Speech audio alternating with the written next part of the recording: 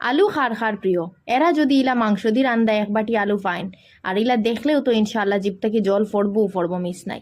আর আলু ফেভারিট এরা, কিন্তু আমি দেখছি ম্যাক্সিমাম টাইম কিলা মজা হয়েছে নি না নি এটা তো কাই না, খালি আলু হুক না আলু খাই ফেলাই দিন। আমার বাই এগু আছে, মানে আমার কাজিন, হে কিতা করবো সবজি রান্ধিতে সময় আমার মাইমারে কইব, মা আলু বড় বড় করে 2 টুকরা দিও, মানে ওলা বড় বড় সাইজের মাংস দিয়ে রান্ধার সাইজের আলু 2 টুকরা দেওয়া হইতো, আধাখানি করিয়া 2-4 টুকরা দেওয়া হইতো। তো হেগুন কিতা করতো, সবজি দি খাইতো না, ওগুন আলাদা লবণ দি মাখাইয়া আলু চাটনি বানাইয়া বাদ দি খাইতো।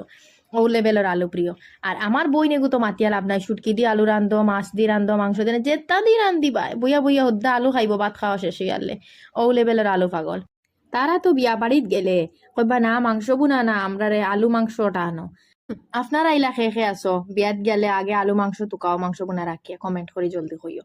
তে এগু ছাগলের মাংস দিয়ে আলু রান্ধিতে সময় আমার একটা কথা মনে হয়ে গেছে। এক জায়গায় বিয়াত গেছিলাম আমরা ছোট থাকতে, তো গিয়ালে তারার বিয়া বাড়িত শুধু চিকেন আর ছাগলের মাংস আর মাছ উসতা রেডি হয়েছে, ডিম ডিম আইসি।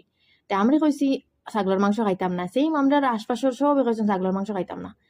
তে তারা কিতা করছেন, তারার তো আর অন্য কোনো ব্যবস্থা নাই, বয়গুনতে গেছেন আটি আটি গেছেন গিয়া আবার একটু করে কইছেন না এটা ছাগল না, সব মানুষে লইয়া খাইছেন।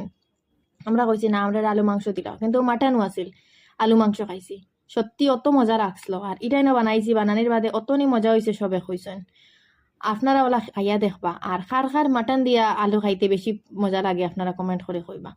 আমার তো অত মজা লাগে না, কিন্তু ইগুন সত্যি অত মজা লাগছে।